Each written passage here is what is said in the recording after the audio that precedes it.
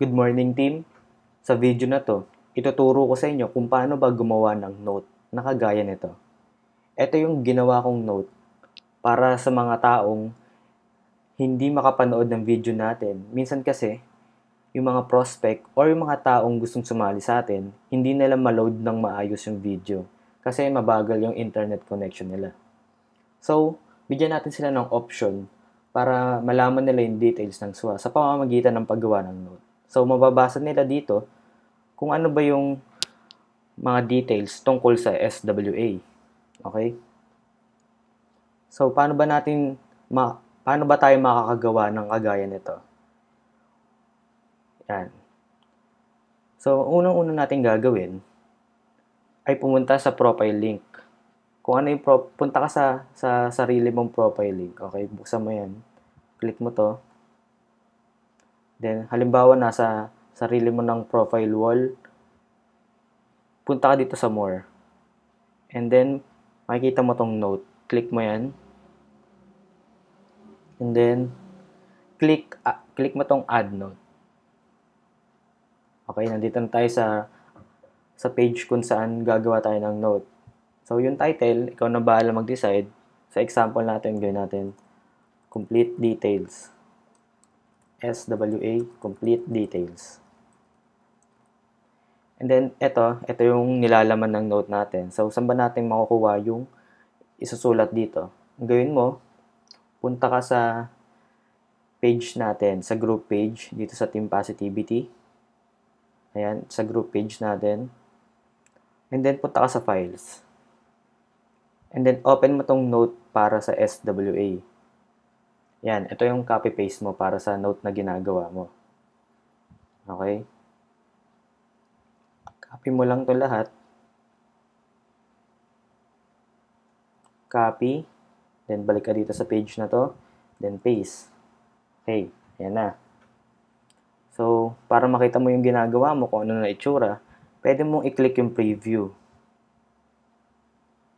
So, ito na yung nagawa mong note, di ba?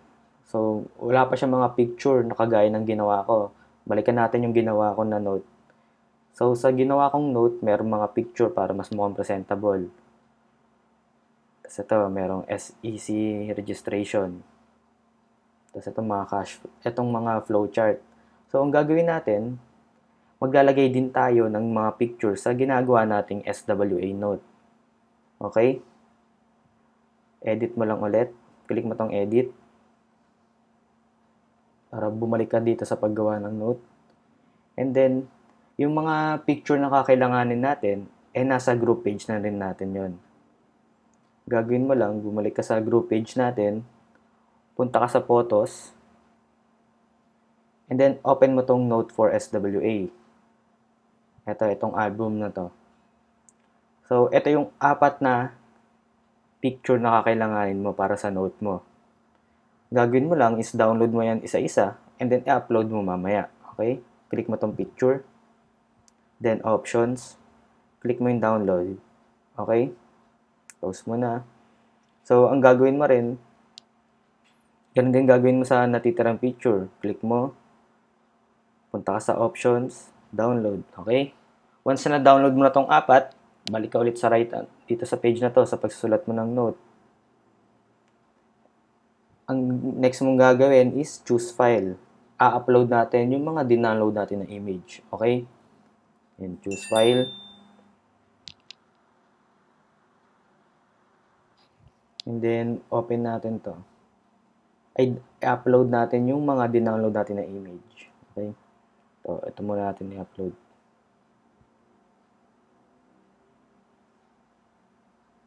Ayan, ito yung cover page.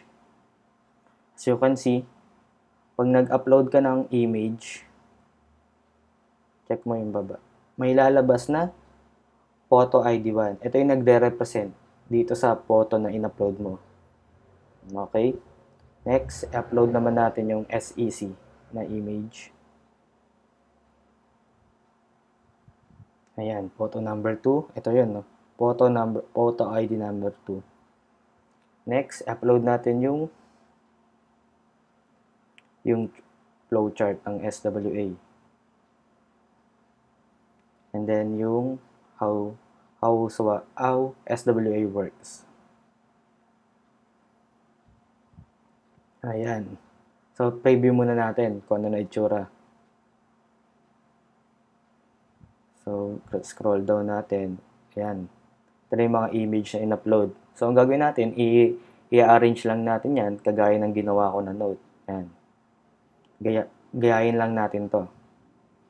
So, itong cover page nasa taas yan. So, ang gagawin natin, balik tayo sa note na ginagawa natin. Edit mo ulit. Ito, photo 1. Ayan yung cover page natin. So, ang gagawin mo, highlight mo to. Yan. Copy mo yan, erase mo na. Pagka-copy mo, erase. Okay, in-erase mo na. And then, punta ka sa taas, dito. Maglagay ka ng space. Then, paste mo yung photo ID number 1. Para dyan lumabas yung image. Alright? Next natin gagawin, tignan natin ulit. Ito. Nandito yung SEC registration. So, dito natin ilalagay yung image. So, balik tayo ulit. Photo number to yon. Ngayon mo. Yan. Copy.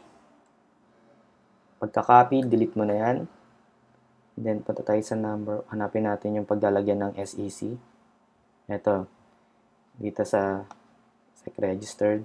Lagay ka ng space. Paste mo dyan yung photo ID number 2 para dyan lumabas yung image. Alright? Next mong gagawin is yung photo ID number 3, photo ID 4. Saan ba nakalagay yan?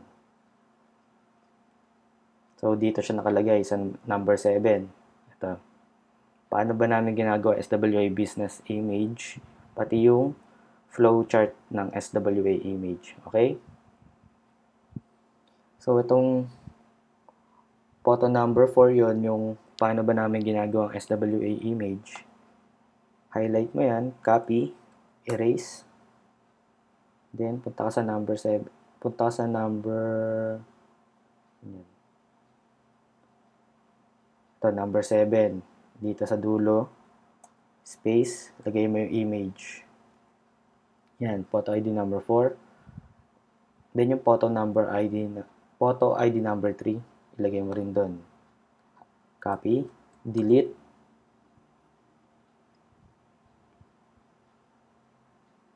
And then, yan. Dito sa baba ng photo ID number 4, i-paste mo yan. Okay? Yan, check natin kung ano na itsura niya. Click preview. So, ito na. Ito na yung ginawa natin. Yan, medyo presentable na siya. Yan, may mga image na. Alright. So, pwede na yan. Kung gusto mo mag-edit, ikaw, kung gusto mong iklian pa yan or i-edit yan, maglagay ng bago or magdagdag, nasa sa'yo yan. So, choice mo yan kasi sarili mo namang gawa. So, that's it. Ganyan gumawa ng note para sa SWA. So, kung hindi mapanood ng mga business partner mo or yung mga prospect mo or yung mga taong gusto sumali sa'yo, kung hindi nila mapanood yung video, gawin mo lang, ipakita mo sa kanila to. So, para ma-finalize na, publish mo. Click publish.